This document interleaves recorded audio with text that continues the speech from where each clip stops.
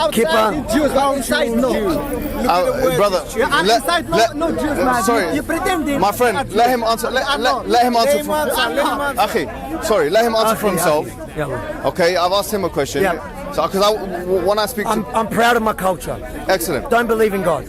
All right, so you're a Jewish person by you're a Jew by I respect everybody's right to believe in whatever fairy tale, as long as your fairy tale doesn't tell you to kill me.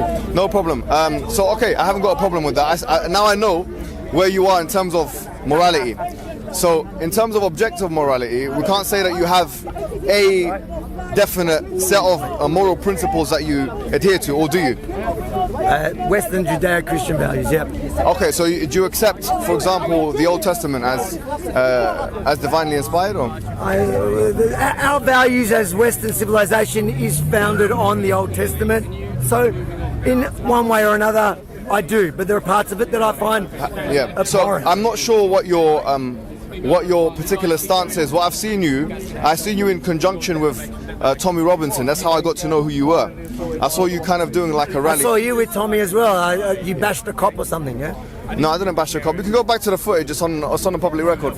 But here's what I'll say to you is that, so I saw you in conjunction with that. And what it seems, I'm not sure. You can obviously correct me if I'm wrong. It seems to me that your position is it anti-Islam? Yeah, absolutely. Yeah. Can I ask you? I'm not sure. And once again, I'm just asking you, right? Clear, 100% clear. 2 steps this way. 2 steps forward. Okay, no problem. Yes. So I was going to ask you then. No problem. If your position is anti-Islam, that's not a problem. I mean, by definition, if you're something other than Muslim, you're going to disagree with parts of Islam.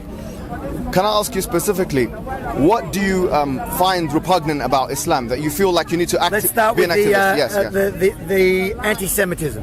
Okay, go ahead. So tell me what in particular you think. Are you denying that Islam is anti-Semitic? Well, the thing is, you'd have to look at the Prophet. And don't. Can I ask you a question? Semitic, I don't mean. I mean Jewish. Yeah. Well, Moses is a Semite, yes. I know. So, Jew hatred. All right. Okay. Does the Quran declare hatred for Moses? Your Moses in the Quran is not the same as the Jewish Moses. No problem, but he was a Bani Israel. He was a Jew. Yeah? What about today's Jews? No, hold on. Are you with me? So is the Quran, because Moses for us is the most commonly repeated, oft-repeated prophet in the whole of the Quran. He's repeated in over 70 passages. And Mohammed also said he was a Jewish prophet. Yes. Who? The Jew that Moses was, yeah? No. But Mohammed in the beginning was claiming he was a Jewish prophet to try to get the Jews on to convert. But no problem. But was he represented? Do you reckon that the depiction of Moses in the Quran is an anti-Semitic one? No. Okay, thank you very much. So then, to answer your question, then by extension, I'll say if one of the heroes of Islam is a Jew, and not just one, actually. But your version of Moses is not the Islam, not the Jewish version. I'm with you, but I'm just asking. I'm just answering your question, right? If we're looking at all of the Quran also says very lovely things about Jews, but the law of abrogation tells us that in the beginning he liked the Jews. Later, when he realized who's he? Your prophet. Okay, well, tell me where it says that in the beginning he liked the Jews and later he didn't. If you look at the historically, but the fact is. By the way, do you know the law of abrogation? Sorry to cut you off. There's a verse, it's in chapter 2, verse 106 of the Quran. It only applies to ahkam, which are rulings. It does not apply to akhbar, which are narratives. So here, what you've talked about abrogation, which is something people who don't know much about Islam, I'm not trying to say specifically you, use all the time. The law of abrogation only applies to legal rulings. It cannot apply. There cannot be a narrative that abrogates another narrative. Legal rulings are pretty much fundamental to the religion. But you're talking. Let's not move it. Sharia. No problem. Can I stop you 1 second? One second. Can Christians be anti? Listen, I don't think Jews should be allowed to talk. No, there's a quick question. You can just answer this. Well, it's a similar view to Timothy in the Bible, which says that women are not allowed to talk in the church. But what I was going to say to you was, can Christians be anti-Semitic? Because you were saying Muhammad could be anti-Semitic. I didn't say this. No, but I'm asking, can Christians be anti-Semitic? Everyone has the propensity to be anti-Semitic. So do you get what I'm saying? Look, let's keep this going. What I was going to say, the Quran says something really interesting about Jewish people. Okay, I'll tell you exactly what the Quran says in summary. It's not that interesting. No. You're focusing on the boring part, the parts that don't bother us. That's subjective. Well, you've asked me a question which is scriptural in nature, and I'm giving you the answer, right? The Quran, it says, "Min ahlil kitab," in chapter 3, verse 75, that there are those of the Jews and the Christians that you can trust them And there are those who you can't trust them. In another verse in the same surah, it says, "Laysu sawa'a," they're not all the same. That was the one verse before it. So in other words, the Quran's attitude towards Jews and Christians seems to be in line with its attitude towards Muslims, because in the Quran, chapter 35 of the Quran, it says, "Minhum zalimun li nafsihi, wa minhum muqtasid, wa minhum sabiqun bil khayrat." That's, I'll hold on for you, no problem. So just to keep going, the Quran says that there are some Muslims who are oppressive to themselves, and some of them which are on the middle path, and those who excel. Likewise, the Quran says about the Jews and Christians, they're not all the same. There are some good of them and there are some bad of them. Likewise, the Quran makes that kind of, has that sentiment to all of humankind. That humankind, you find good people, and you find trustworthy, and you find untrustworthy. So I think if we're talking about the Quran, what we need to do is we need to look at the text. I mean, it's easy to say, well, Muslims believe in this and Muslims, and I would agree with you, Avi, right? If you said to me, look, Muslims are anti-Semitic, I would say to you, some of the Muslims are anti-Semitic. No, let's be honest. Yes. The majority. You've been on any Muslim forum online. No, hold on. He might be right. It depends on the location. I'm from Egypt, okay? In Egypt, I would say anti-Semitism is the default position. If you're not anti-Semitic in Egypt, it's irregular. Whether you're a nationalist or an Islamist. Why is that? It's because of, I will tell you, hold on, let me answer your question. I can't wait for you to say the Z word. No, it's not Zionism. I'm not saying that. It's because of the wars that ensued. Should have been the Rothschild. 1967, 1973. These wars heightened the anti-Semitism. But then, on the flip side, the peace survey... That's like the Brexit. It's called sore losers. No problem. But no problem. I don't disagree with history, right? History is something which is there. But what I'm saying to you is that on the flip side, you do disagree with history, because when it comes to Israel, I've seen you. Let's not convolute the discussion. No, but you made a pretty Go ahead, Avi, strong statement that you don't disagree with history, but you actually do fundamentally disagree. Okay, with well history. maybe you're right. Maybe it's because of my compounded ignorance of history. You could illuminate and educate and edify. No problem. But what I'm saying to you is this, Avi, we have to stick to the topic. You started off by talking about anti-Semitism in the scriptures, right? Yep. We talked about verses of the Quran which explicitly mention good things about Jewish people. I'll tell you some that don't, because I want to be balanced here. I don't want to be unbalanced. It talks about this Jewish scholarly class in chapter 62 of the Quran. Himar yahmilu asfara, donkeys that have scriptures on their backs. What does this mean? The Quran makes a criticism about Jewish scholars that they have a lot of knowledge. It says they have a lot of knowledge, but that they don't implement that knowledge. And by the way, what's really interesting about this criticism, Avi, is that it's the same criticism that the Israelis had. When recently I was looking at Haaretz, one of the Israeli newspapers. Let's just be fair, guys. Haaretz is not very Israeli. They are. And that's your position as a right wing, but it's a left wing paper, right? A very far left wing paper. No problem, but it is a paper in Israel. Self-hating Jews. No problem. But they were talking about something interesting. There was to you. Okay, maybe to me. Yes, it's subjective. I was wrong. Let's hear it. What I was going to say is that the scholarly class, because the clerics referred to as the Shahs in Israel, yeah? A lot of them in parliament, in the Knesset, they refer to as Shahs. But outside, there's the scholarly class of Jewish people. They have been criticized by their own community for being exempt from the army. Yep. So, in fact, the Quranic criticism of the scholarly class of Jews is the same as the Israeli one. That you have a lot of knowledge, but you don't have any action. That you're not doing. So can you explain to me why that hadith? Let's go back to the beginning. That hadith there doesn't differentiate the one where it talks about, and it's not, because I get the argument all the time that it's historic. No, it's not historic. That one is in the future.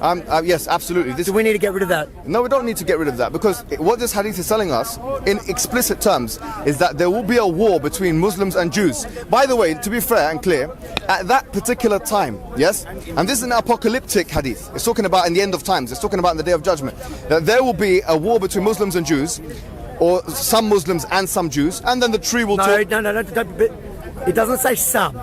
It doesn't say some. No, I'll tell you what it says in the hadith. It says that there's a tree called the gharqad, which is a tree. It will become animate. It's an inanimate creature which will become animate, and it will help and facilitate and guide Muslims to be able to destroy their Jewish enemy. That's all it is. At that particular time, in the apocalyptic period, not in. This is not a hadith referencing. Yes, like you said, a past event. I agree. So what do you think? You don't think we should get rid of that hadith that talks about killing Jews? Let me ask you a question, right? Yes, I don't, and I'll be completely honest with you. I'm a traditionalist. I'm a scripturalist, which means fundamentally that I believe in the Quran, and then I believe in the authentic Sunnah. So you would never catch me saying that we can get rid of any authentic hadith, just to be completely honest.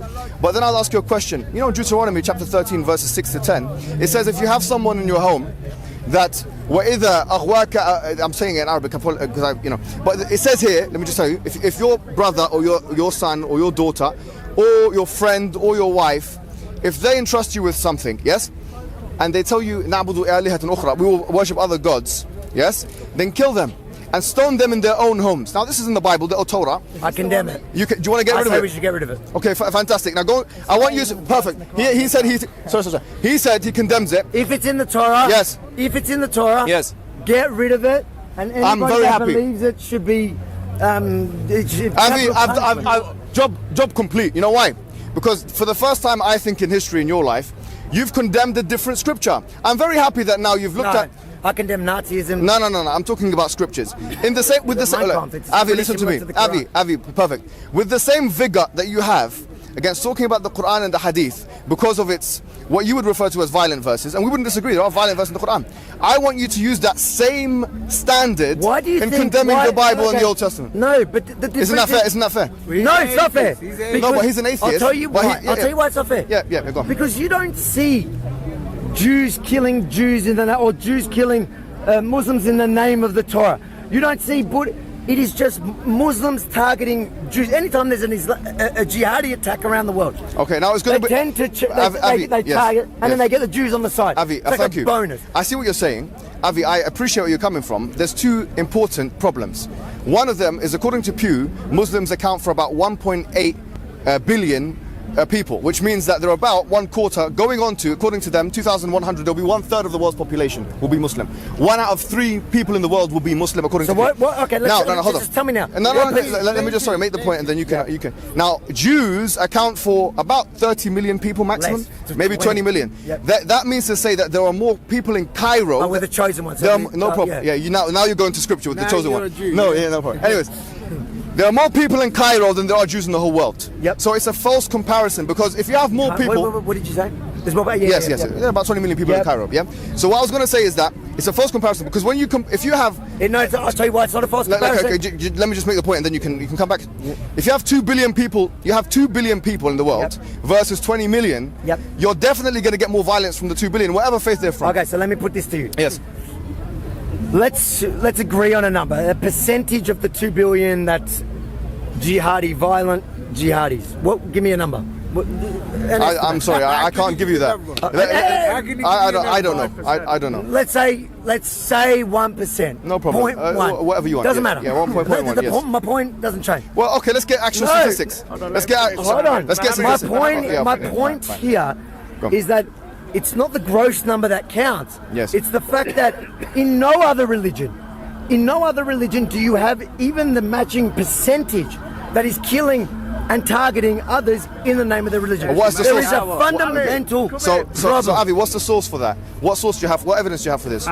For what? For the point you just made, because I can give you evidence to the contrary. Just life. No. Avi, I'm going to say to you, that's not an academic way of making. Avi, I don't need you to give me academia.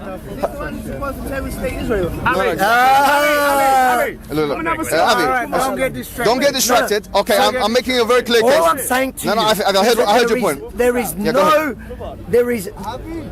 sure. Let Avi make his point. Go ahead, Avi. There is no other religion. I think there are so many more Muslims than Jews. We get that. No problem. Yes. And obviously there are going to be many more violent ones because of the numbers. But percentage per capita. Can I come back to you? Per capita. Yes. Because there is no fundamental thing that teaches any other religion to kill. No problem, Avi. I will tell you something, right? If you look at the book of Deuteronomy, book of Numbers, chapter 31, verses 18 and verses 32, it's very clear that there is a very clear command to Moses to go into the village and take Canaanites. Yes, to go into the village. If the Canaanites were here today, yes. And take 32,000 girls who are virgins and take them as slaves, etc. Yeah, it's very Islamic of it. Yes, very Islamic. They predated Islam, so maybe it was maybe the opposite. No problem. Now, what I'm saying to you, should we take that out of the Bible as well? If it's historically happened, it's a disgrace. I condemn it. It's a command. It's a command from God, according to the Jews. Now, if there were Canaanites today, yes. or Amalek, you're talking about the Amalek people. No, these are not Canaanites. Canaanites. If they existed today and Jews were targeting them, I will be at the front condemning them as Okay, well. Avi, I like that. Okay, Fine. So But let me go back it's, to. It's irrelevant because it doesn't Do you know, exist. I appreciate. And you're fucking tall. It's annoying. No problem. No problem. Avi, I'm coming back to go back to the social extrapolation. In terms of raw data, okay, raw data that we have in front of us. In terms of raw data that Did you pay for that coffee, or was that another one of those ones? Avi, please, can you continue with me, please? Ali, please.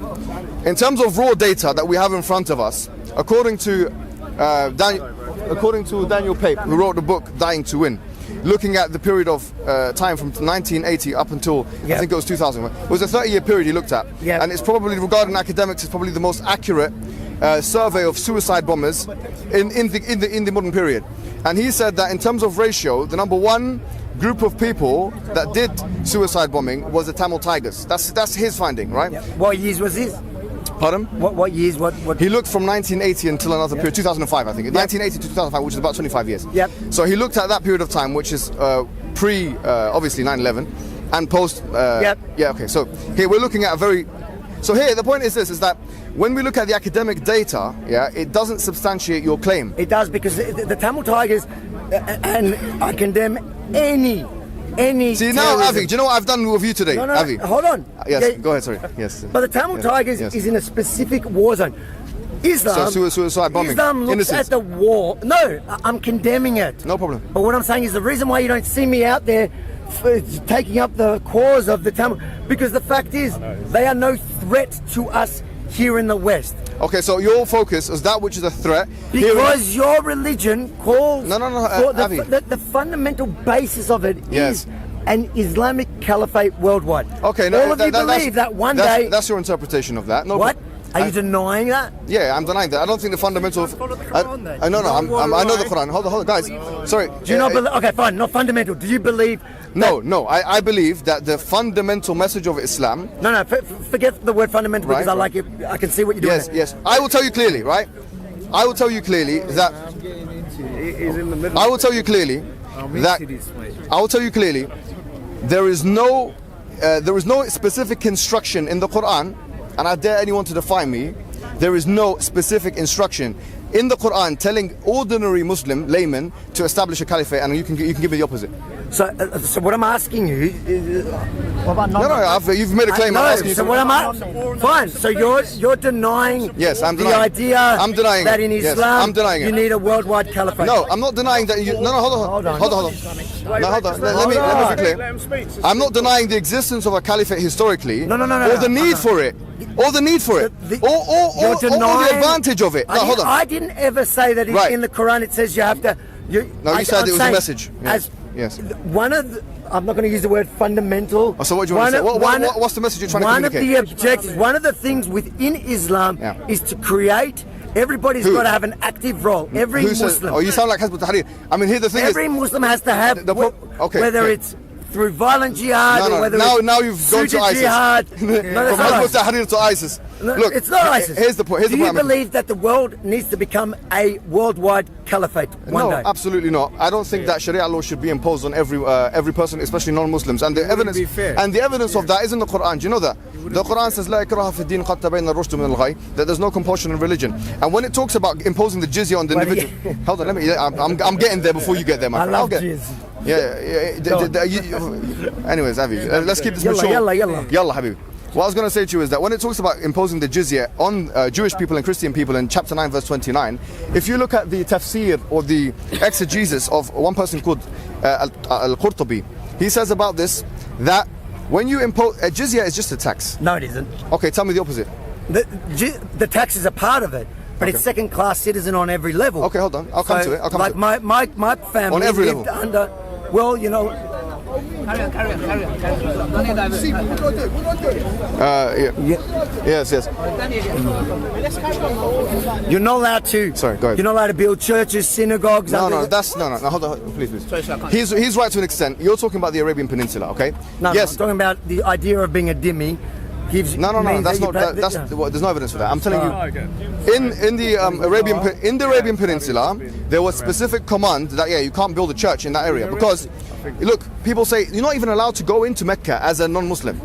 Did you know this? I know that. Let me tell you why, okay? Do you know that in Mecca now, and when we go there now, yeah, I've been there, you know, I got a video online if you want to see me going to Mecca, you know, interesting. No offense, man. Can I come with you to Mecca? No, unless you, yes, you can actually, on one condition. I've got to pay this. Yeah, now, I'll do the shahada. No, let me tell you something, right? It's a city which is quite small. There's about 3 million people that go there every year, yeah? Now, people die being trampled over and things like that. And the reason why they die is because of overpopulation, overcrowding, right? Yep. Now, imagine if we made this a tourist resort for Christians and You Jews. know what I love most about you now, besides your height, I've found something else, is Go that on. you find a way to justify every barbaric thing with like some sort of sensible, barbaric. some sort of sensible explanation. You know why you can't build synagogues? No Because problem. people might get trampled. Okay. What bullshit is that? Okay, no problem. Let's not go with that. Rubbish. Let's not go with that. Rubbish. No. That's not. If there's, I don't have a cameraman. The Quran says, I'm just a poor Jew that's traveling I'm gonna alone. do your job for you. A wandering Jew. Guys, sorry. Let me Thanks for telling me let what me I make your life easier. I'll give you a verse in the Quran that gives you a reason. Yes. Yep. It says, إنما المشركين نجس فلا يقربوا المسجد الحرام بعد عامهم هذا. It says that certainly the polytheists are impure, so they should not be allowed in the sanctuary after this year. What does it mean to be impure as a polytheist? There's two opinions. One opinion is that they are impure in the sense that they are not Muslims, they are not monotheists, and this is the strongest opinion. So someone who does not have monotheism should not come into the sanctuary where there is monotheism. So this is the Quranic explanation. I'm not going to apologize about that. It's polemic. I'm just saying that this particular sanctuary. So you're not going to apologize for it? Do you find that? I don't find that anything. There's some places I can't go to. Cordoba, I can't go to certain places. Where can't you go? In certain places in Spain. I can't go to certain places in Spain and establish a mosque. I can't go to the Vatican and establish a mosque. Show me one. Is there any place on earth that you can't go to? Yes. Because the Wailing Wall. Of your religion. The Wailing Wall. Bullshit. I'll show you a video now. No. I took a Muslim Anyways, to the Wailing Wall. Okay, very good. To prove a point. Yes, to prove a point. To prove a point. Now, can you prove a point and take me to Mecca? No problem. I'm not a liberal, brother. Avi, look at me. I'm not a philosophical liberal. Yeah. So in my estimation, if there are some things, I'll agree with you on one point. This goes against. You're a pack of racists. No, I don't, because I think that if anyone's going to be accused of racism, it's going to be the chosen race. But it's not going to be the chosen people. Gentiles. You're a Gentile. Gentiles in the Right. Gentiles. According to the Jew. Gentiles. Hold the camera for Wait, me. what's They're going to be our slaves one day. Exactly. Let me finish off with them. I think we're done. You got me. Ali, sorry. We need Ali on here because there's only 20 minutes left. No, I want to see this. Yeah, no, I'll give Ali's next. Ali's. We got 5 minutes. After hijab, you don't need me. Yeah, no. Hey, I want to talk to you because you did so well on Tommy Robinson that time. no problem. Here's what I say to you guys, and I want to say openly. I don't want to seem like an apologist. I'm going to give you the. You don't want to sound like an apologist. No, I'm not an apologist. You better shut up. Okay, no. Yes. Very funny. Here's what I'll say to you then. Yeah, I'll say to you generally speaking. Number one, my premise is not philosophical liberalism. So if you think that there are some things, because you said yourself, I believe in like the Judo-Christian Western. You use the word Western, philosophical framework. I don't believe in that. I believe in. Why do you live here? No, I don't need to believe in that to live here. According to you sort of do. No. Hold on. Brother, please let me correct him. Let me correct him. Giant. Yes, Avi. According to liberalism itself, I can believe in whatever I want so long as I don't harm you. You know what I love about that is you get to use Western ideals to justify how to hate them. It's just mind-boggling. Listen, Avi, no problem. I'm going to say to you, if you're a true liberal, yes? I'm not a true liberal. Oh, so wherever you are, I don't care. If you believe in philosophical liberalism, what is your base? What is your premise? Who am I speaking to? You seem to be just... I think if you live in the West, accept Western values and embrace it. Well, Western values are liberalism, as far as I'm concerned. Okay, fine. Philosophical liberalism. But you just said now you don't accept them. Yes. No, I don't accept that is an ultimate truth. Does Sharia come first? Islam come first? No doubt about it in my mind. No doubt about it in my... Yeah, 100%. Yeah, no doubt about it in my mind. I will say... Can you understand why people want to say to you, then get out? No, because... Israel come first, you or Britain? Ali, sorry. Not here. Answer. Answer, 1 second. Answer, no. Does Israel come first or Britain? Ali. Let me finish. I'll let you go next. When I'm in Australia, Australia comes first. You're a liar. When I'm in Israel, Israel comes first. So anyways, look, listen to the statement. No, guys, please. What is that? Swear to God, man, you don't talk to me like that. Brother. You don't talk to me like that. You don't talk to me like that. What happened? You don't talk to me like that. we're going to get him to Amos, Amos. Don't get jihadi on us. Don't talk to me like that. Push me there. I swear to God, I'll Habib. your coat, man. Don't talk to me like that. Akhi. No, Sama. 15 minutes. Anyways, listen to me. In 15 minutes you can get all jihadi, just not now. Yeah, yalla. My prerogative. Ali. Sorry. Ali. Good, he demonstrates Ali. what we're saying. Avi. Don't call me Ali. That's Ali and then Avi. Listen to me. Mashallah. Here's what I'll say to you. It's my final statement. I'm going to leave after this, all right? I'm going to let Ali take it. Yes. I'm going to say to you this. Hold on. I'm going to say to you that if you're going to talk to me on a philosophical level and you want to see what parts of the Quran we should quote-unquote take out, I am only concerned... All of it. I am only concerned with my discourse, yes, about statements and questions which have creedal disproving implications, okay? Now, if you don't have anything, like all you're doing now is applying liberal Western value judgments and saying, I don't like this. That's, to be honest with you... I just think we should condemn Jew hatred. No, that's a pretty basic start. I haven't disagreed with you on that point. What I will say to you is this. If it doesn't have creedal disproving... You disagree? My name is Yusuf, man. Yusuf. My brother's also Yusuf. Brother Moshe, you call it. Akhi, I'm speaking to. Let me finish off my statement, then you can speak. Yes? Avi, look at me. Whatever. Yes. Point being is, here's why I think you should stand. I appreciate two things you've done today. Yes? You condemned parts of the Old Testament based on your idea of morality. Yeah. That's good. You condemned parts of, in general, the Bible, right? And you said that it's relevant to all scriptures. The rabbi said they weren't even in the Bible. So here, he's not a Jew by religion. Here's the point. What I think you should do, my advice to you, if you want to apply a morally coherent standard, you should be as active. Don't antagonize me, please. Can you give him away? Let him get his shot. Look at me. You should be as active in condemning biblical scripture as you are condemning the Quranic scripture. I want to see that change. The moment Jews start flying planes into buildings, Wallah Habib, I'm with you. Okay, no problem. Okay, now, let's go. done, Ali.